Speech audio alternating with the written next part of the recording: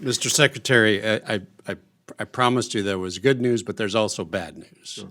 And so I wanted to get to that part of my questioning. And just let me tell you directly, and I know this has been brought up already, but I can't tell you how disappointed I was to see this administration playing politics with something as important as completing the permanent solution to our nation's high-level nuclear waste. I was recently, just week before last, invited to the White House to talk about Yucca Mountain, and I expressed my concerns directly to everybody that I could, except for the president himself. Simply put, the law of the land is that Yucca Mountain is this nation's sole permanent repository for high-level waste. And this budget,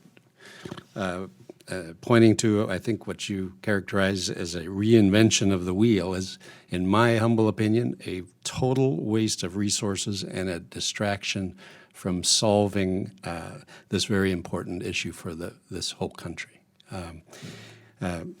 Nobody in this Congress, no district, is more dependent on Yucca Mountain as Washington State's fourth. The Hanford site's high-level nuclear waste is destined for Yucca Mountain.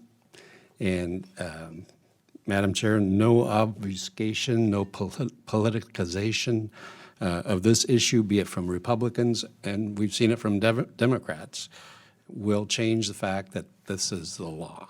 And so, Mr. Secretary, I'm disappointed. I told the powers that be in the White House that I will fight this with everything I've got. And so I just wanted to be on record with you so you know where I'm coming from. This is important to the people of the state of Washington, but just as importantly, it's important to this country that we continue working on this very important project that we've already put, I think, upwards of $15 billion literally into a hole in the ground.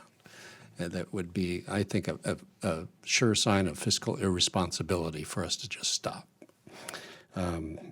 Very much related to this, as you know, there are no less than 56 million gallons of nuclear waste stored in temporary underground storage tanks at the Hanford site. The federal government has a moral and a legal obligation to clean up this waste. And I know the Department of Energy is committed to that, but I was truly disappointed to see proposed cuts of over $700 million from the current levels for the Hanford cleanup in fiscal year 21 in the budget request.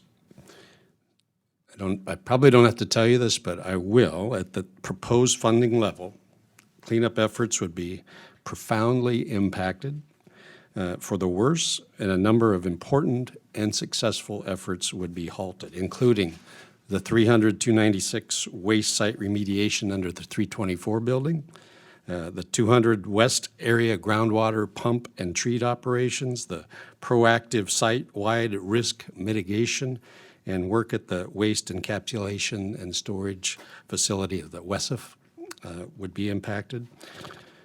In order for the U.S. government to fulfill its obligation, consistent and predictable funding is absolutely critical. And don't think I need to point out that the environmental management is the third largest liability across the entirety of our federal government.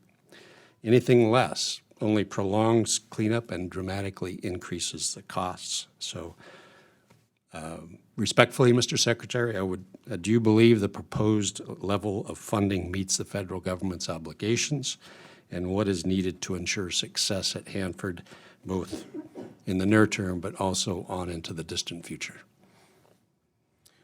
Thank you for that, Mr. Newhouse. I appreciate your concerns. The short answer is yes, I do believe the President's current budget allows us to meet the moral obligations that we have to the state of Washington, as well as to the nation.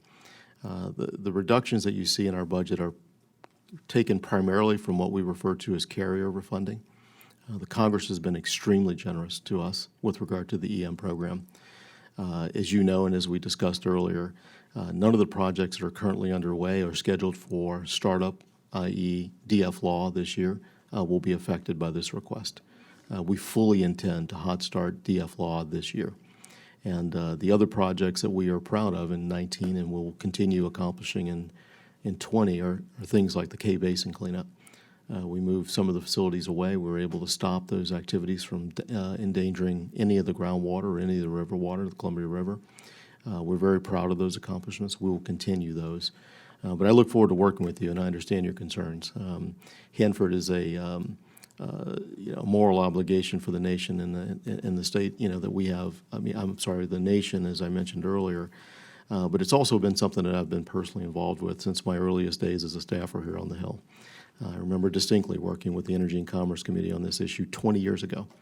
And to be honest, I was a bit dismayed to come back 20 years later and see that many of the same issues still face us. There's been tremendous progress, however, at Hanford. So it looks dramatically different than when I first visited that site in the early 90s. But yet there's much more to be done, and I look forward to working with you on that. I appreciate that. And as I said earlier, I look forward to being a partner with you and making sure that we can continue the federal government's, as you said, legal and moral obligation here at Hanford. So thank you. Thank you, Madam Chair.